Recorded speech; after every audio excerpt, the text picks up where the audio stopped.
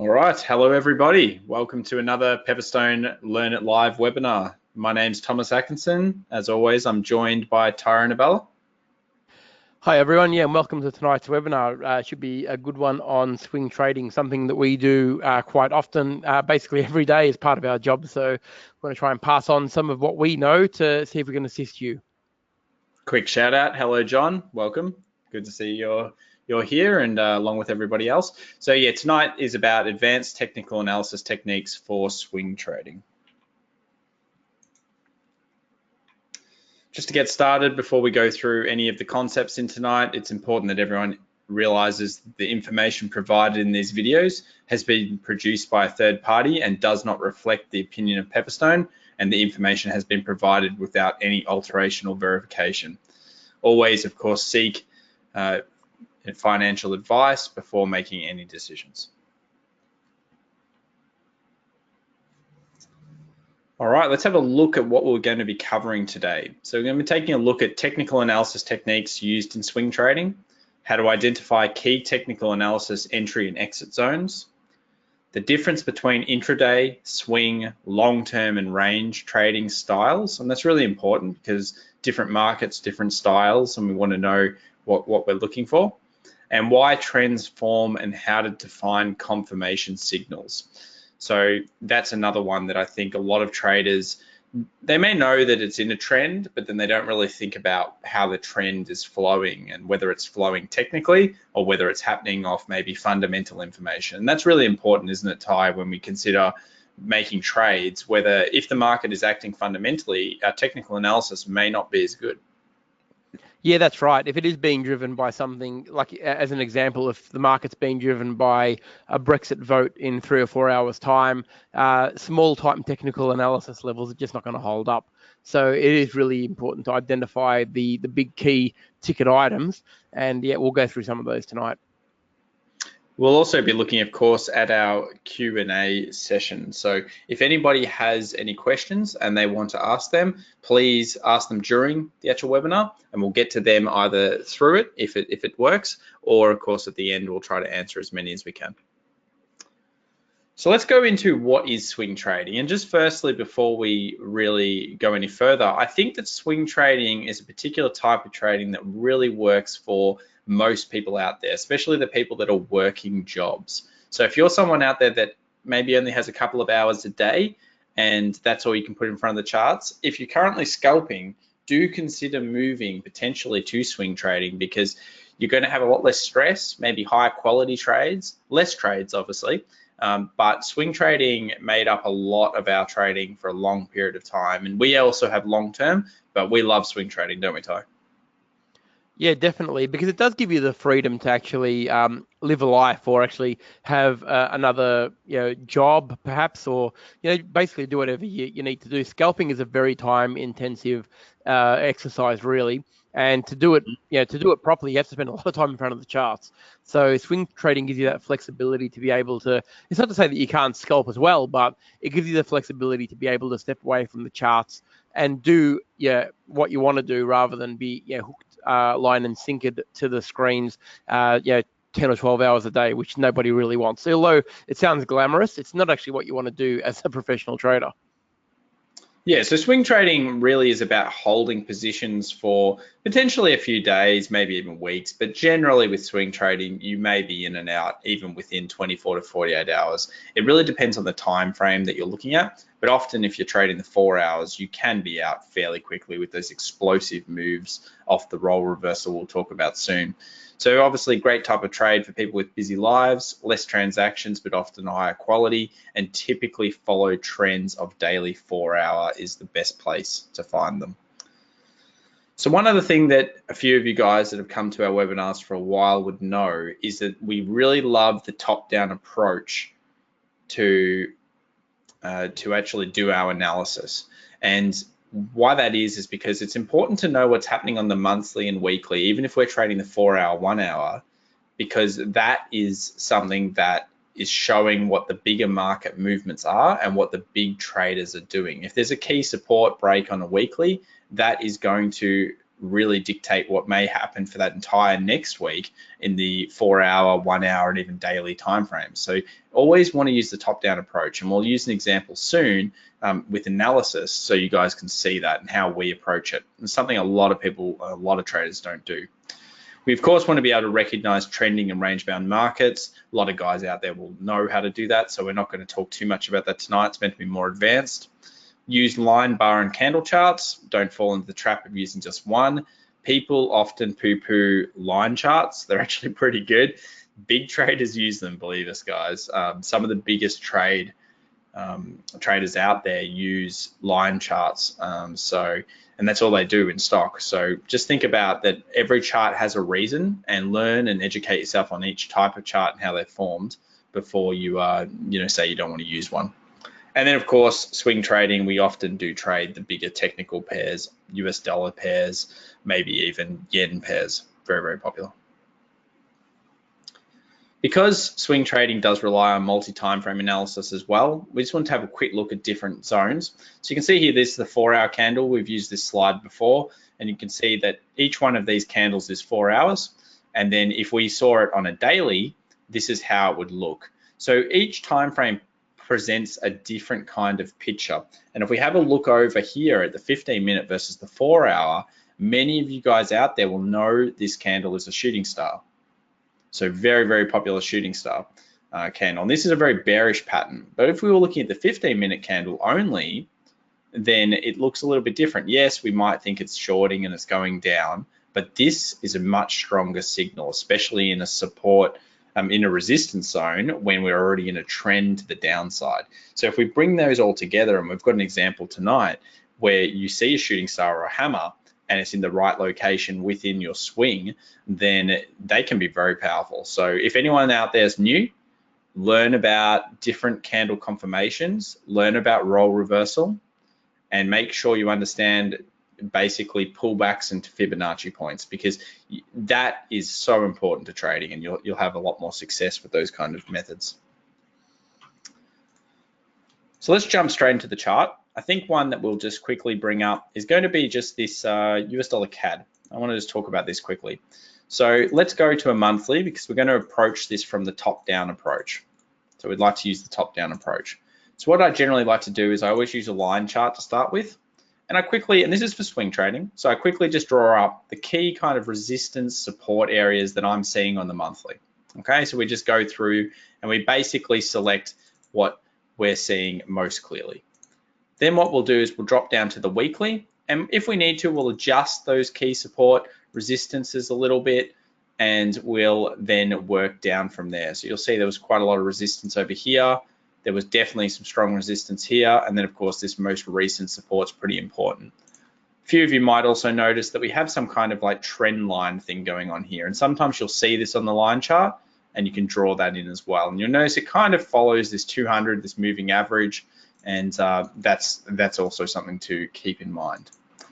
Then we drop it down to the daily, which is where we're very interested. Again, this 200 moving average starts to look a bit more interesting, because on this time frame we can see that it's acted as support multiple times, and we just continuously work out our kind of support areas, our resistance areas, and really start to define, I guess, where the market is trapped. We're trapping it within different zones, and hopefully that makes sense to quite a few of you guys out there.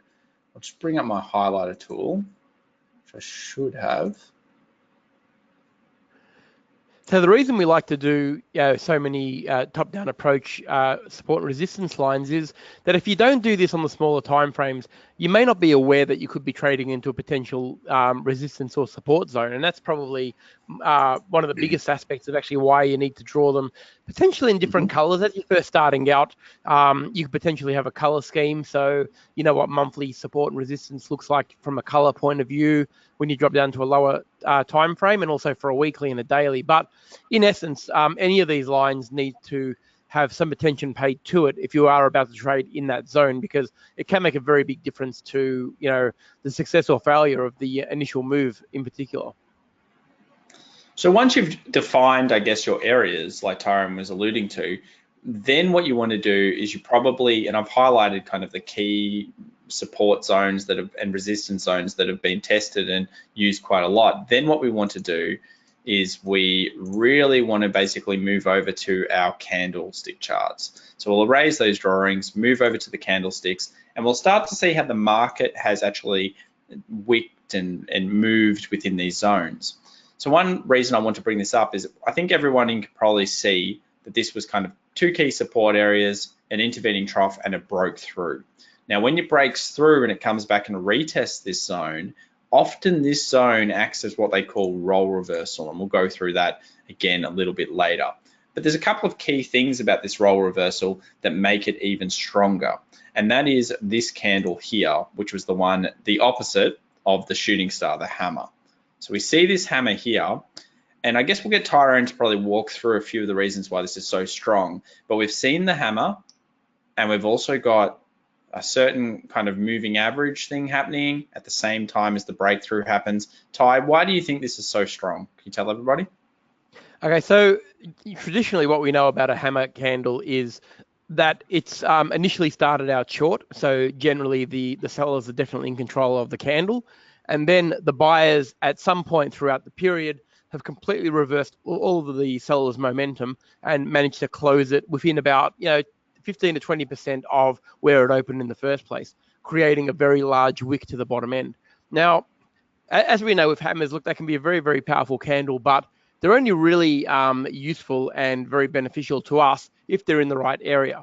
So what we can see here with this hammer is that it tried to reject, the sellers tried to push it through the new support level, which has been brought about by the role reversal, and have completely lost that battle. So the buyers have definitely come in, kicked it off, and closed it at a very strong looking hammer candle at a very serious point of a role reversal. So we're at support now, which was once resistance. We can see here it's come back a little bit again over the next couple of days, but it's had a fairly big bounce straight off the 20 and the 50 moving averages. So not only have we got the role reversal area to help bolster this support, but we've also got the moving averages, the 20 and the 50, starting to kick in and actually lend another form of support. So we've got static support in the role reversal, and we've got dynamic support in the moving averages, which makes this a very, very strong area to potentially go long. Yeah, couldn't have said it better myself. It's all about finding as many reasons in the area of choice. Now, I did talk to somebody last week, and we were talking about this particular candle, and Tyrone and I mentioned something that we've learned a lot in trading, and this is real market kind of the difference really between trading a long period of time and stuff. When you think about the break of this candle, this hammer candle, is many books or many theories out there are just let it break by a couple of pips, or as soon as you see this candle confirm, just take it long. Now, the problem with that is that you haven't seen the market continue on in the direction that you want it to go. So what Tyrone and I like to do is we like to take the distance of this candle. So we take the entire distance, in this case about 90 pips, and we add a little bit of the percentage on. So let's say the percentage was 10%. Obviously, we've got certain ones in our course, but let's say it was 10%. What we would do is we would recommend that you put the limit 10 pips above, and you'll notice this wicks through, but it doesn't wick through enough and then goes down. You don't have to go through all of this kind of mental warfare where it goes backwards against you, almost looks like it's going to stop you out below, and then it comes back through, because your limit is given enough room. And that's something that's really important. You want to see the confirmation of the market going in the direction that you want it to go in. So when you see that, beautiful thing, coming off the moving averages, coming off this key level that we saw over here. This is obviously the more recent kind of resistances and supports are the most important. And this is a great little swing in the direction of trend. Really, it's changed trend pretty much here. The trend's been up pretty much for a while.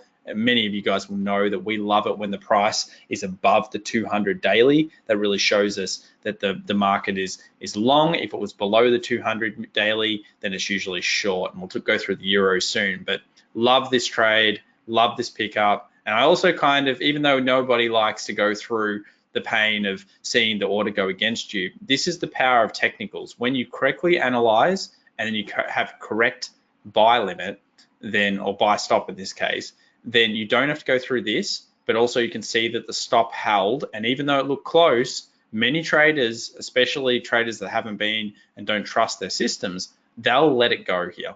And I was talking to somebody that let it go. They actually said, I was in the trade, it all looked good, and then it came back halfway against me and I closed the order. And if you're doing that, you don't trust yourself. So yeah, when you see all these things together, so important. That is a very common occurrence amongst traders where they actually don't trust their system enough to believe in the technicals. Now, what you're going to do to become really good at swing trading, you're going to have some best friends in the market, and some of your best friends are going to be support and resistance, especially when they're around a role reversal, and things like Fibonacci pullbacks. Now, when your friends are there, meaning the support and resistance, you've got to trust what you're looking at, because they can be very, very strong. And even though sometimes it looks like the market is going in the opposite direction, if you've got your stop losses and take profits in the correct zones and areas, they will hold most of the time because the technicals will generally hold up. So have faith in your system, have faith in your levels. You will get better at it. Look, it's something that you definitely need practice at. It's not like you're gonna, you need time and practice, but believe me when we say it's one of the most useful tools in the market are good support and resistance levels. And we have many, many students who trade primarily just off support and resistance who do very, very well and don't even use any other technicals. That's how powerful it is. Next thing, because of course tonight is about take profits and stops. We've already talked about the stop would be below this. Now, not 1 to 2 pips again, use a percentage, put it behind. That's the key to trading. You want to be market adaptive. You don't want to always have a static kind of stop. And in terms of take profits, now this is the interesting one. So when we did our top-down analysis approach on this particular pair, we noticed that there was some strong resistance up here on the weekly and monthly, and we also had some resistance over here more recently. So of course, the easiest option is to say it's going to get back up to the previous resistance. What Tyrone and I have learned and what the market seems to do is it likes to go about 80% of what you expect. So if you were buying this and expecting it to go all the way up to the top, generally you'd like to draw a zone and usually take it at around 80% of what you expect it to go to. That seems to work really well. But I think this trade can be taken even further. Because you're a swing trader, you don't just necessarily expect it to come in here. Maybe you take half your order off, but you also know that if it breaks past this zone, there's a great chance that it goes up to this point. Look at this free space. This is what we call kind of like the no-go zone for shorting. If you saw it break above here, you should not be shorting. Do not short. It's a bad mistake. Generally. Even if you're scalping, the tide is so far against you here. Like it's just like it's almost impossible to get any reasonable amount of price action in your favor.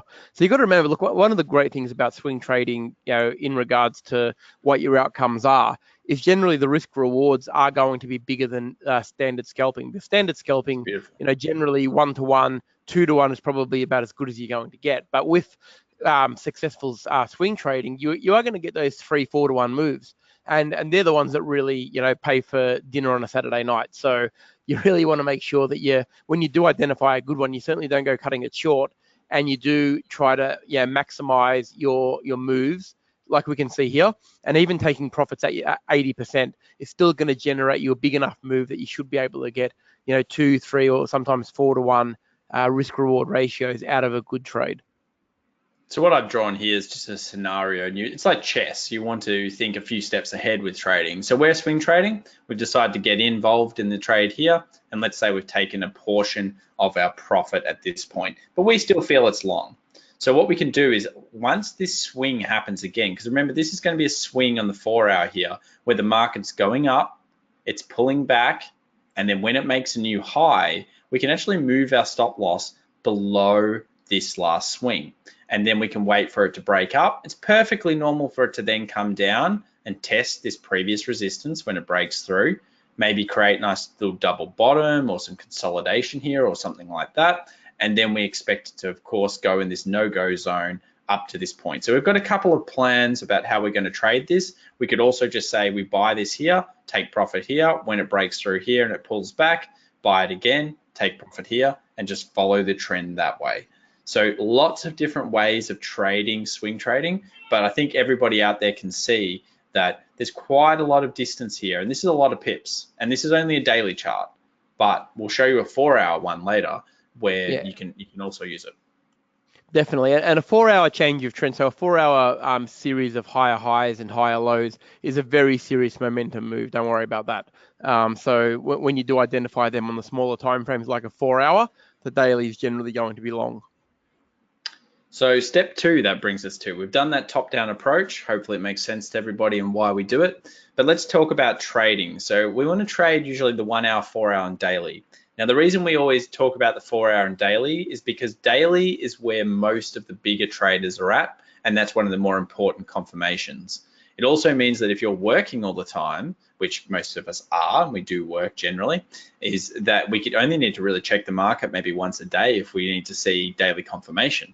So it makes it really simple, and you can get your charting down to half an hour if you want to, if you pretty much Tuesday, Wednesday, Thursday, Friday, and skip Monday even, and still have some good success. So that's really important, but you can bring it down to the 1 hour, 4 hour for sure. So generally you should be able to find around 3 to 5 good opportunities per week with a good selection of around 10 to 20 pairs. I think that's very fair. I saw someone mention before, why do we don't use CTrader? A little bit old school we are, and we love the MetaTrader 4. But CTrader, MetaTrader 4, MetaTrader 5, it really doesn't matter which of the platforms is your favorite. It's just about that you can do good analysis in it. So while MetaTrader 4 is a bit of a dinosaur in some aspects, we love charting in it and we find it really, really good. Spend time learning. Oh, yeah, Ty's going to tell us how he loves MetaTrader now. I mean, I have been called a dinosaur before, and that's okay. But the thing is that what you've really got to remember too is that a chart is a chart, and the most important thing is that you're understanding what the price action is actually telling you, because at the whether you're looking at CTrader or any other platform really, the candle action that you're seeing, the buyers and the sellers interaction with each other is the most important thing. So they're going to look the same regardless. It's just different platforms have different touch and feels and different nuances that some people really like. But feel free. Look, I actually did mention we probably will do a little bit more CTrader stuff. We might even do a whole webinar on it and actually point out some of the features on it at some point. But it is important to remember that it's really a preference thing more than anything else, because the candle action doesn't change between platforms. Yeah, it's just whatever you like and what tools you like. Another thing that we talked about before when we were mentioning we wouldn't want to necessarily trade in swing trading during a fundamental event is you need to spend time learning the way the markets move. So it used to be that the Asian session, being the Australian session, was really bad trading. There was just no volume. You'd have 10 to 15 pip movements. It was really stagnant. Nowadays, it seems to be pretty much a 24-hour market. There's always action going on. But different pairs will react at different times of the day due to news and market and businesses being open. So say the pound will obviously, in euro, will react during the London kind of session. There'll be a lot more maybe movement of the US dollar index during the New York session, and then maybe the yen will move more during the Asian session. So that's pretty normal, but you should spend time learning your currency. So don't just start off and open your currencies up to 50 different things because you want to find trades. Learn each currency, learn the nuances, just like a stock, just like an index, they're all a little bit different. And then you can become masters of that particular currency and swing trade it. Yeah, we probably can't really emphasize that enough, actually, that understanding the pair that you're trading or having a good understanding of it really does help you, because what it does, it gives you an expectation of what it generally does naturally. Okay, so if for instance, you're looking at a pair that on average moves somewhere between 50 to 100 pips in a day, that's actually a very reasonable expectation of a trade that you're placing in that time frame. But then you're going to come across pairs, like sometimes the beast, the pound yen, or some of the more exotic pairs where 100 or 150 pips is just an afternoon's work. Like it can actually move 200 or 300 pips, and that could be considered very, very normal for it. So it is really good to have an understanding of what the average moves are. Now, look, occasionally they're going to have outlier days where they're going to move far more, or sometimes they're going to have quieter days and the volatility is out of the market where they're going to move less. But for the most part, you're in it for the long haul. So you want to see what it normally does and trade within those bounds, and then potentially take advantage of that higher volatility where it's going to move a little bit more, or potentially rein in your expectations on the lower volatility days. But it's really about the overall process and knowing what you're looking at most of the time that will put you in good stead to become a good swing trader. And Ty brought up a great point with that daily moving. Make sure you do understand those currencies, because as Ty said, the beast or the pound odd, they move a lot. Pound pairs often with the crosses move a lot. So just especially in this market, so always be very aware of what you should expect, and that makes it easier on your psychology. So John asked a question which I was about to answer. So moving averages, most of the guys here tonight will probably know how moving averages works because it's an advanced class. So we won't go into it too much, but we love the 20, 50, and 200 moving averages. So if you put them on your chart, simple is probably the better moving average we like to use, but simple or EMA are both great. And 20, 50, and 200.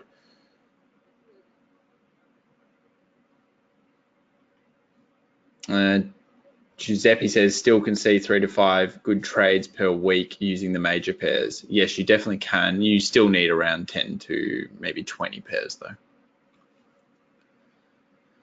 Fibonacci, we talked about it.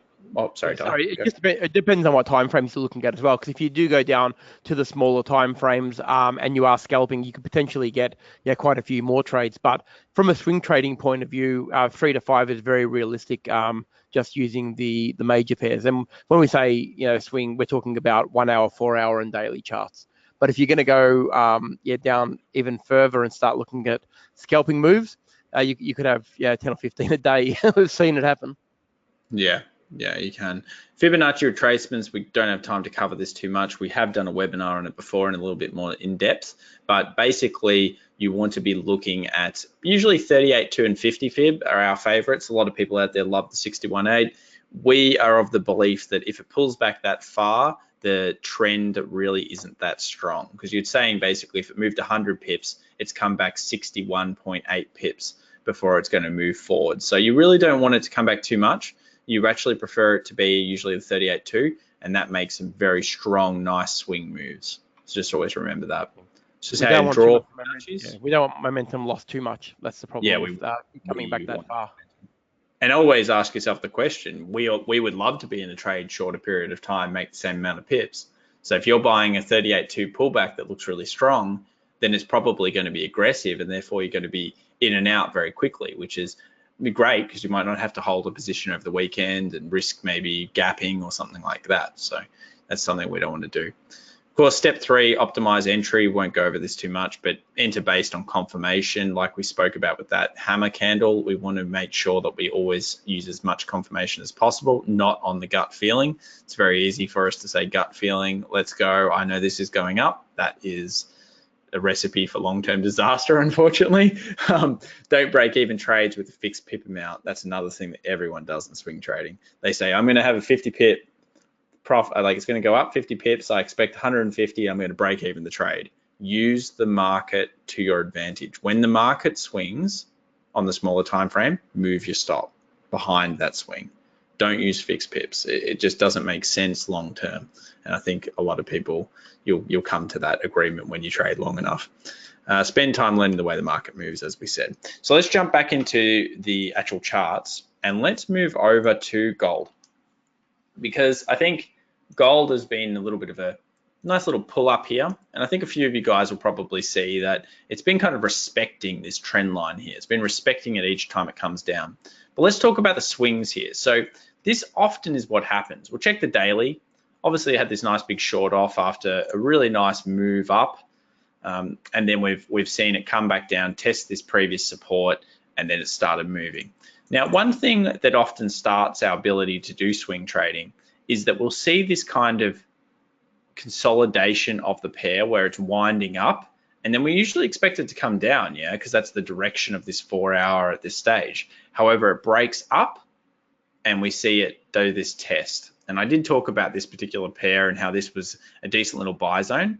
But then when it breaks again, it often starts to do this thing where it goes up, comes down, tests a level, goes up, tests a similar level, and you start to see a bit of a pattern. And when this pattern occurs, then you can start trading it. So it's like, maybe you don't trade it here, maybe you don't trade it here. But when we see that second pattern, what about picking it up off this candle here? It's come back down. We know that this is strong level. The market's broken through that 200 moving average, which is very strong kind of movement. and then it comes down here and does this massive rebound. So when you see a wick like that off our trend line, quite a strong little pickup. Obviously, you can take it back into the high, and you've got a nice little risk reward kind of trade there.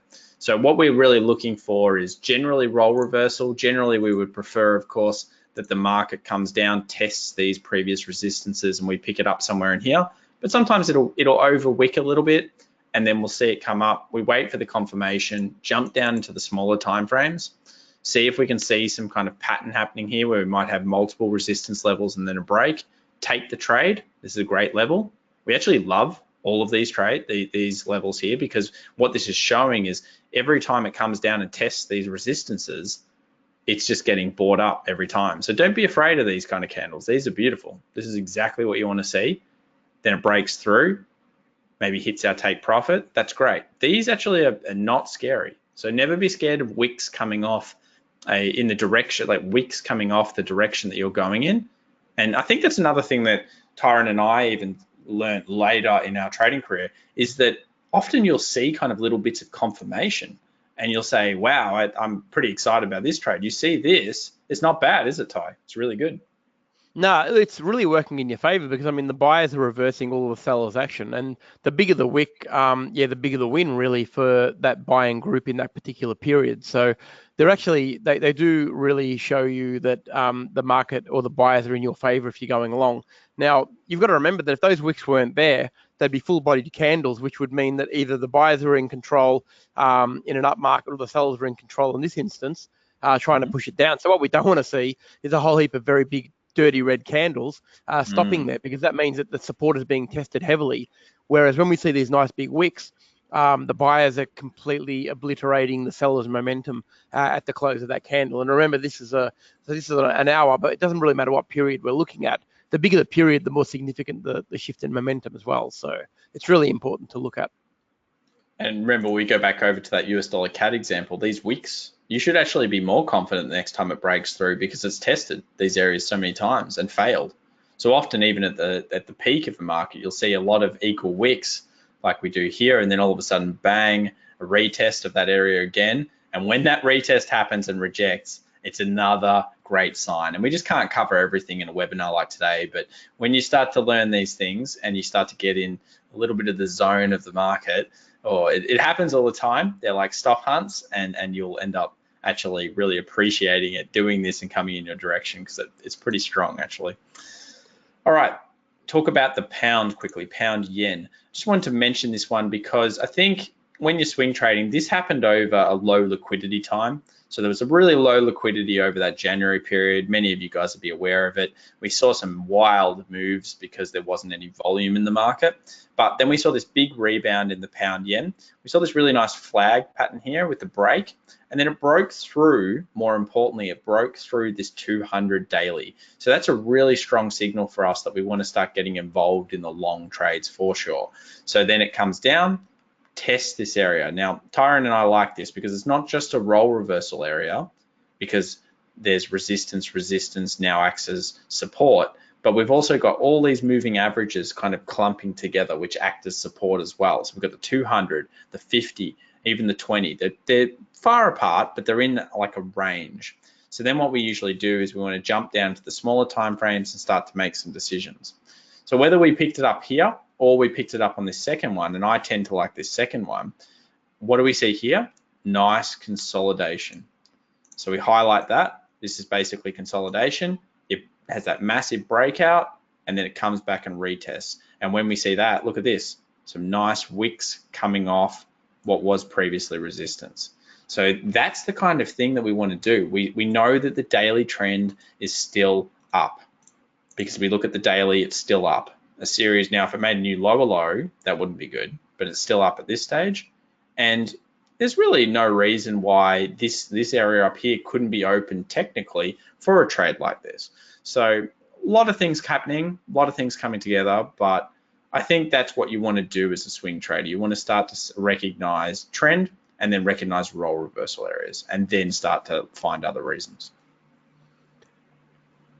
So one of the most important tips that we can give you when you are isolating these zones is, we touched on it a little bit earlier, but understanding what the candle is doing, and just not probably doing too much Google research on why a bullish harami might work, or a bearish engulfing candle might work, because really when you understand what the price action is, you'll also start to understand that it's only really relevant when it's in a key zone.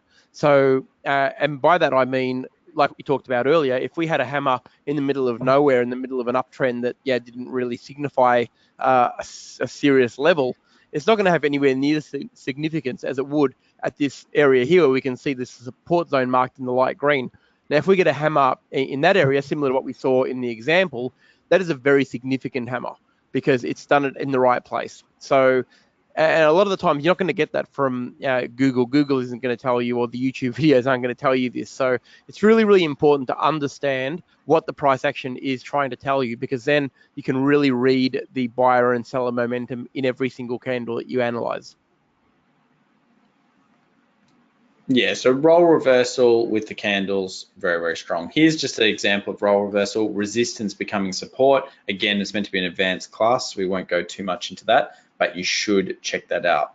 Here's just an example in the market, what it might look like. Heaps of resistances become support. We know the trend is up, let's say in this particular pair, so this is a great place to pick up swings. And again, we're seeing those nice wicks coming off the zone. Beautiful stuff, exactly what we want to see. It really is significant, those wicks that you can see in that area. It's just such a big... And I don't think anyone talks about that, Ty. Not enough. No, anyway. People are scared of wicks. People see wicks and they say the market's too volatile, I got to get out. Wicks can be your friend in the right area, like anything. Yeah, like anything. That's a good point.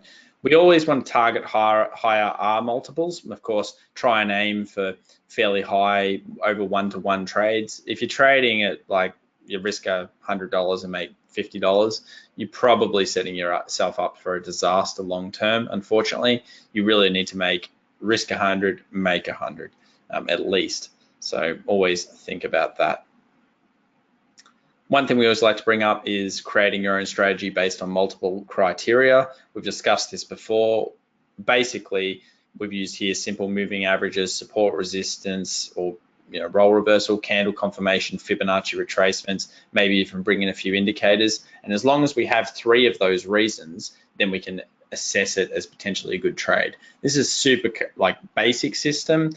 In our course, we obviously have the Pressix system, which is based on price action, risk management, ELD, chart patterns, indicators, and charting techniques. And we like to use one of each of those reasons to place our trade. But you do want to create a business plan for every trade. That is the most important thing. So Pressix, what we use, we love it. It's really, really good. But if you just want to think about how you're going to place trades and set up a system, always think this is a business and it should be treated as such. Yeah, and the great thing about swing trading is that you do have a little bit more time on your side. Sometimes it can be a little bit tricky putting a lot of analysis into a scalping type strategy where you might be limited for time and you're really trying to place a lot of trades. But the good thing about the swing trading method is that you have a little bit more time on your hands. You are looking at bigger time frames. So it does give you that little bit longer to actually analyze and really do the top-down approach to see what you are, to make sure what you are seeing is as it is, not just you're trading on a whim, which is what a lot of people do. So it allows you to actually not only build a plan around every trade, but actually also to consolidate it with indicators and all of the other little things that we want to add to it to make sure that we're not the only ones seeing something, and there are hundreds of thousands of traders actually seeing the same thing. Because at the end of the day, that's what you want. You want everybody trading in your direction. Any of you that have been coming to a few of our webinars now, either the ones that we run or the ones that we run here at Pepperstone, would know that we have been talking about oil for a while and the bullish momentum of oil. So here's an inverse head and shoulders. So you've got the left shoulder, right shoulder, and head. It's broken through, it's come down, retested, and you'll notice there's a hammer here, okay, coming straight off the support. It's that little tricky one where if you didn't have the correct stop, you get stopped out and you lose money. Now it's gone up, consolidated, another hammer, rejection, coming off. This is a very strong little buy zone. Then you can see it broke through this resistance. And then just recently, we've seen a wick followed by another hammer, followed by, of course, that strength into the previous resistance. And now we're not obviously sure what's going to happen, but if it breaks the resistance, probably to the 200 makes a lot of sense. So technically, we could follow this on just the daily in swings. And if we just said every time it does the role reversal with a hammer, we get in, you'd be surprised how often that kind of thing does happen in different pairs. Here we have shooting stars. Look at these double shooting stars coming off previous support. Very strong move. Yeah, oil has been the gift that keeps on giving. I mean, it's like we Christmas kind of in love July. oil, don't we? We love oil. But yeah, look, this year has been really the year of not so much. Yeah, the currencies have been moving; they've been moving okay, but the real trades have been in gold, oil, even silver to a lesser extent. We've seen a lot of really good moves and a really good technical setup. So it really pays to open up your mind to, if you are just a currency trader and primarily stick to the majors, we really do encourage you to actually have a look at some of the indices, some of the major indices around the world, the S&P 500 in particular, our ASX 200 in Australia, but also don't dismiss gold and oil as potential trades, because they are technically very sound trades, especially in some of the bigger time frames. And this year in particular, the last few months, they have been literally the gift that keeps on giving. Just thought we'd bring this one up. It's something that's good to have. We're actually in the process of making a candlestick one for confirmations as well. But basically, like some kind of cheat sheet or something you can put on your wall to always remind you of certain things. So anyone out there would know we love patterns, and we actually love patterns even involved in swing trades. When you're seeing the swing and you're seeing a pattern within a smaller time frame coming off that role reversal area. But here's just some of the main popular patterns. And if anyone does want this, I guess they can probably just email us at support@fxevolution.com, and we're happy to provide it for free. But you can print this as a A4 or A3 kind of printout. It's really cool. And I actually wish I had one of these back in the day, Ty. It would have been awesome. I remember just looking at pixelated images, and there were some hideous things out there in terms of black and white pattern analysis back in the day. There were, and look, the thing is, with this, having this on your wall, especially if you are just sort of starting out or you've been doing it for a little while but you haven't traded patterns, it puts it front and center in your mind. Now, a lot of the time, people can get so chart focused that they actually don't really see things unfolding on the chart as clearly as they should, because they maybe haven't got the experience or potentially the know-how of what patterns to look out for. So having it right in front of your screen, like having it on the side, you can basically sometimes even picture what it's looking like on the chart just by looking and glancing from the side of the monitor to the monitor, and you'll see patterns that sometimes you may have otherwise missed. So I've got one on my wall, and I know these patterns inside out. So we certainly encourage you to do that, because it is actually a really handy tool. So just email us at support@fxevolution.com, and we'll send you out a copy. Okay, well, I guess we're up to Q&A time. Obviously, you've got 45 minutes to get this done. So hopefully some people took something out of tonight. It looks like, based on the feedback so far, that you did. And you can just go get recording of this webinar. So it will be usually uploaded to YouTube within 1 to 2 days. And I believe it's also on the Pepperstone website. So you can go to Pepperstone's YouTube page, and you'll be able to see it there along with our other webinar series. Well, hopefully everyone enjoyed that bit. Do we have any questions out there, Ty? We'll let them kind of flow through over the next 30 seconds. And yeah, we'll fire off the questions. We'll go over there. Yes, we do use fib extensions as well. You can use those. A little bit more advanced, and there's reasons and ways that you want to use those. But yeah, fib extensions are good for trying to figure out where take profit zones might be. One thing with fib extensions, if a fib extension, let's say, comes into the same zone as a new resistance, so if you're using a fib extension, I might have a quick look at this. So let's just say it's, I don't know, let's just say it's this particular pair right now, and let's say we're using it as a fib extension, and it isn't in this case, but let's just say the 1618 was smack bang in at this zone. Okay, if we did see that, then that could be incredibly good zone. So it would basically strengthen our concept. So sometimes what you'll see with fib extensions is you'll see that they line up with your resistance or your support zone where you think the take profit is. it is beautiful. So yeah, definitely fib extensions work.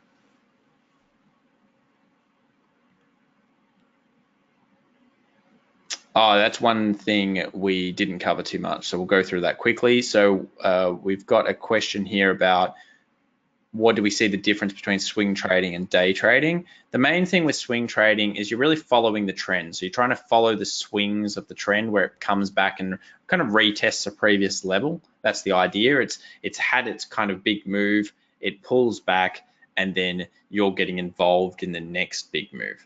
With day trading, you generally try to be in and out within a day, so you're more scalping. Maybe you're looking for a smaller period of movement, maybe only like 10 to 15, 25 pips, that kind of thing, maybe up to 50. So you won't be following really the daily generally.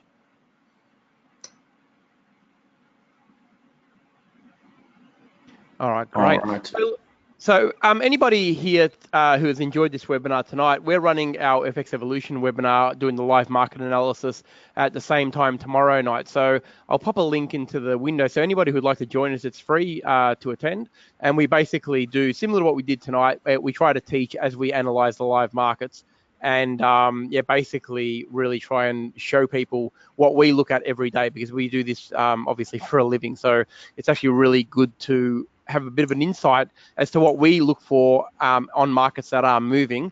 And we try to cover as many as we can of the more popular currency pairs and some of the commodities that we've talked about tonight. And occasionally we get some trading opportunities within that hour as well. So feel free to join us. The link has been sent to everybody's window. So yeah, just click on it and register, and you'll, at the very least, even if you can't make the time, you'll get a replay of the webinar just like this one. So you can actually go back and study through it and see what you can pick up from potentially what you've missed out on. Awesome, guys. Thank you very much for everybody to come out, and hopefully you enjoyed tonight's session. And we always appreciate feedback as well. So if you have feedback or you have something you want us to look at, write it at the end of the survey, and we're always open to anything you guys have to say. Thank you very much. Thanks, guys. Have a great night, and we'll hope to see you tomorrow night.